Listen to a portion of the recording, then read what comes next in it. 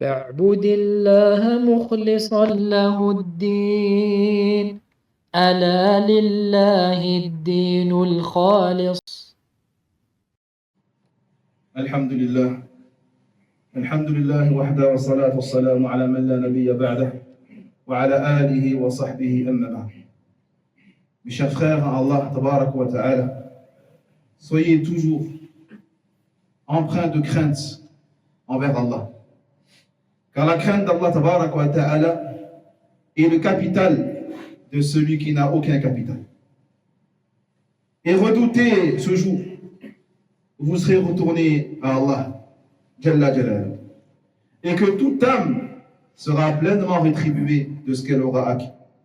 Et ils ne seront point lésés, Wallah. Mes frères Allah, Allah Jalla wa Ala a fait de cette ummah une ummah de clarté, une ummah de pureté dans le domaine, dans tous les domaines, celui de la croyance, de l'adoration, du comportement et de l'éthique en société. Il a fait de la fraternité dans la religion un lien encore plus fort que le lien du sang et que le lien de la proximité parentale ou familiale. Dans le sens, Allah Tabaraka wa Ta'ala dit, les croyants ne sont que des frères. C'est donc une ukhuwa, une fraternité basée sur la foi. Sur la foi. Et les jours qui passent ne font qu'accroître cette fraternité en solidité, en force et en proximité. Il a dit le prophète sallallahu alayhi wa sallam, le musulman est le frère du musulman. Allah Jalla wa Ala, il a encouragé à la cohésion, à la convivialité, la compassion et au rejet de toute division et de toute rupture. Dans le sens, Allah Jalla wa Ala dit, accrochez-vous tous, jami'an, tous, au câble d'Allah et ne vous divisez pas. Donc la communauté de l'islam n'est qu'une seule communauté. Et cet amour à Allah est un chemin qui mène à l'adoration et à la proximité avec Allah. Subhanahu wa ta'ala. Cet amour fait partie des œuvres pieuses et des anses les plus solides de l'islam.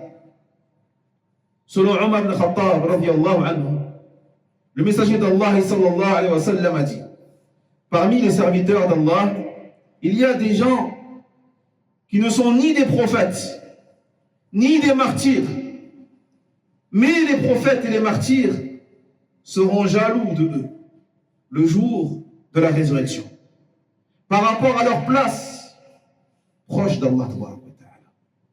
Ils dirent, les compagnons, au messager d'Allah, dis-nous qui ils sont.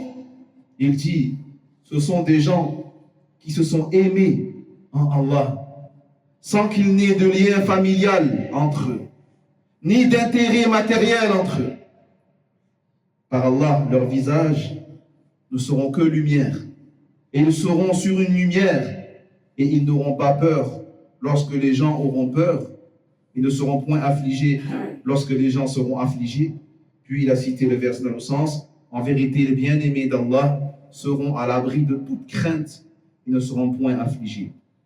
Et le prophète sallallahu alayhi wa sallam a dit, Allah dira, le jour de la résurrection, où sont ceux qui s'aimaient en moi? Aujourd'hui, je les mets sous mon ombre, un jour où il n'y a aucune ombre excepté la mienne.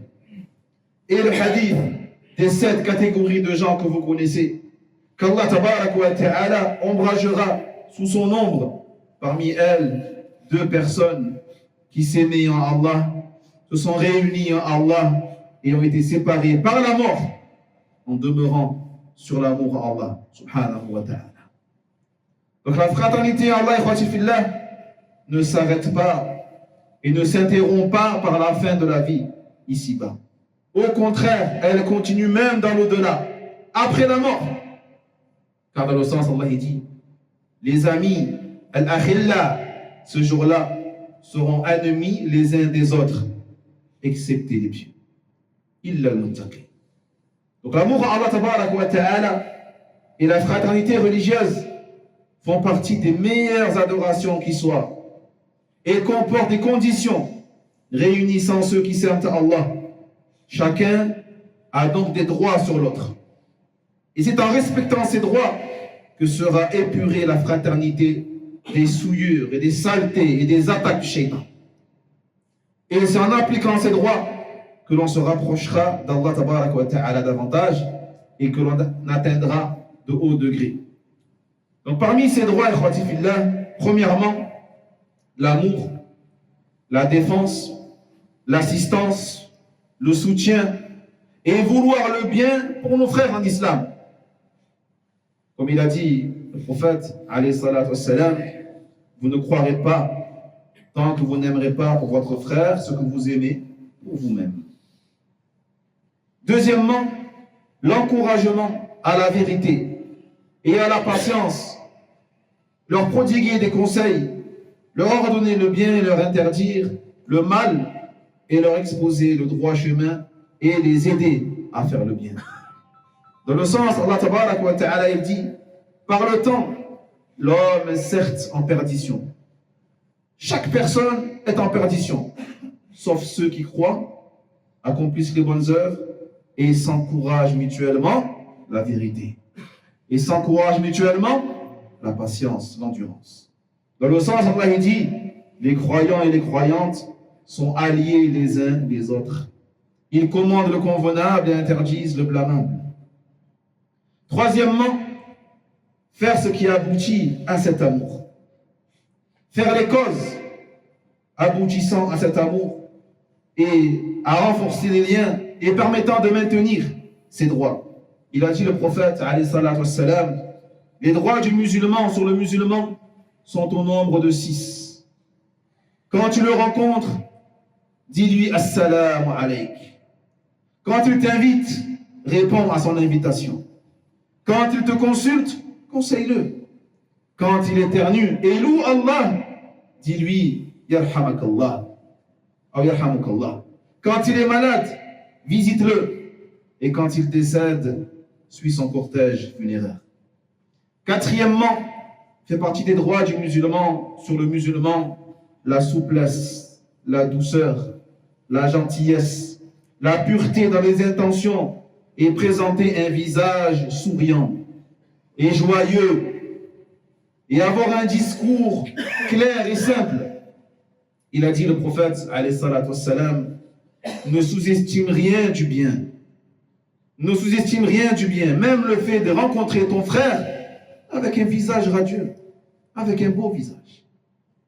Cheikh l'Islam, rahmatullah alayhi, a dit, si toutes les fois où deux musulmans divergent, s'éloignent l'un de l'autre, il n'y aurait plus entre les musulmans ni de protection ni de fraternité.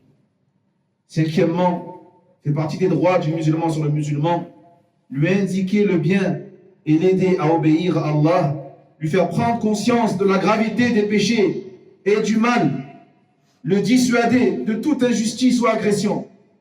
Il dit le prophète sallallahu alayhi wa sallam, soutiens ton frère qu'il soit injuste ou victime d'une injustice.